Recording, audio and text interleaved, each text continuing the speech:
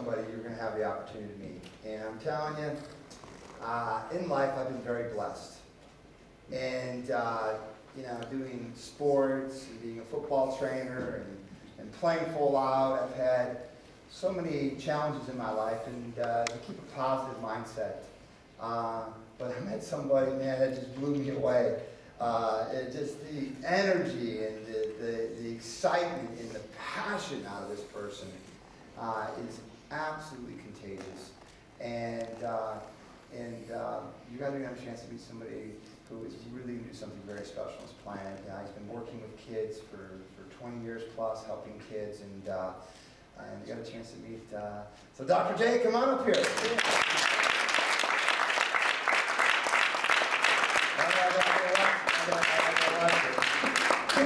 Awesome. Let's give him this quick award, and then we'll take a picture. Awesome. Very cool. Give you the mic real quick. This is beautiful. Excellent. My name is Dr. Paul Jacobson, MD. They call me Dr. J. I'm the Caucasian version. I hail from the vacation capital of the world, Orlando, Florida, home to Mickey Mouse and Casey Anthony and George Zimmerman. And I got to tell you, my background is in psychiatry, child and adolescent psychiatry. I'm also an expert in PNI. Does anybody know PNI? Psychoneuroimmunology. It's all about the endorphin system. The endorphins are the fun little molecules that we all have in our brains that's responsible for the runner's high, expanded creativity, increasing gamma rhythm for your brainwave. It's essentially the zone. Now, the endorphins is actually from the Latin roots indoor orphan. An abused child, runaway, who was trapped in a world that they cannot escape from. See, I've been in endorphins since I ran away at age 11 and never went back home. And I've been self-made and have learned the art and science of being able to harness and self-regulate a system that we all possess. We all have that in equal allotments, just like the time on a clock. It's what we do with those hours that makes the difference in our lives. It's also very similar to the asset that we all have in our brains, the endorphin system. And so I've been essentially the endorphin doctor is my handle, and Leonard was kind enough to label me the original endorphomaniac. An endorphomaniac is an individual who's over the top, a renaissance, who learns how to harness and self-regulate their natural endorphin system so that they can gain a competitive edge in the pursuit of success, as well as being able to bounce back from adversity higher than a Whammo Super Bowl. And see, I've had the opportunity, not only having the knowledge and skill and the training from an academic standpoint, but I have also had major life adversity, like many of you. You see, in 2005, Friday the 13th, May, I was diagnosed with terminal stage 4 cancer. And I was given a very, very poor prognosis.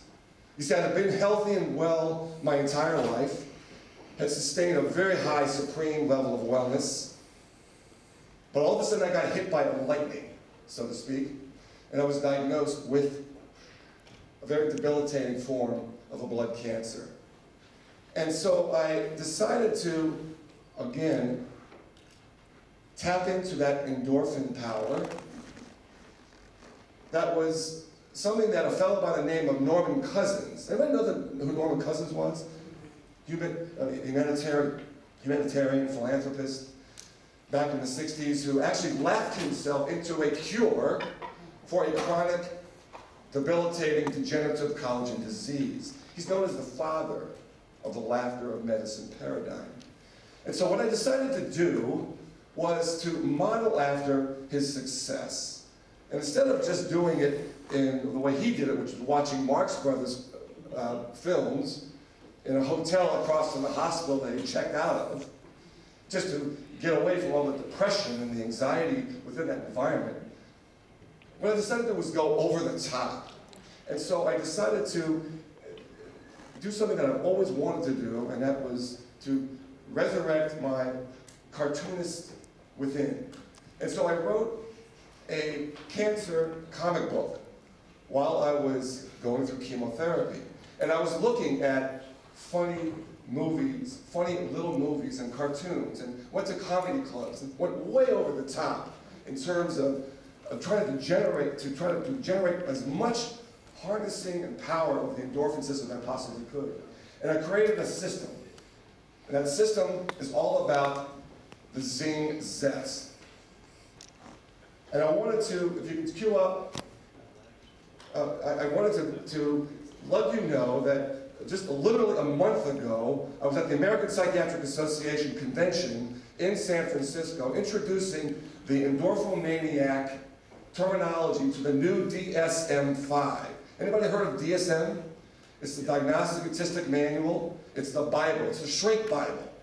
It's how you make the diagnoses and all the conditions and all the parameters associated with that.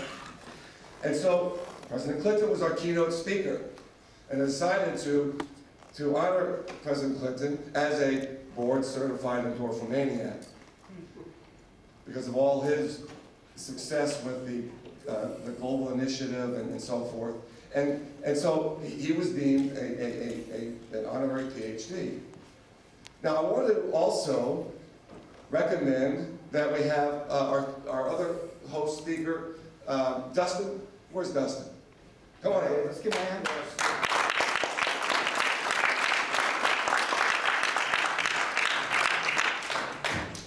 There are two folks that you've been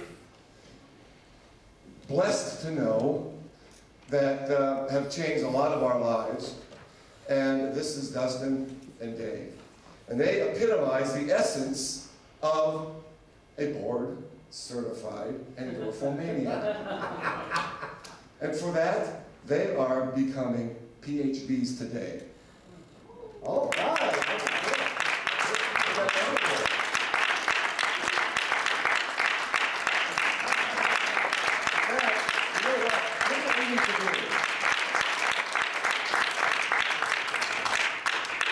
This is from Zing Zest University, because these guys know how to swim with the endorphins, day in and day out.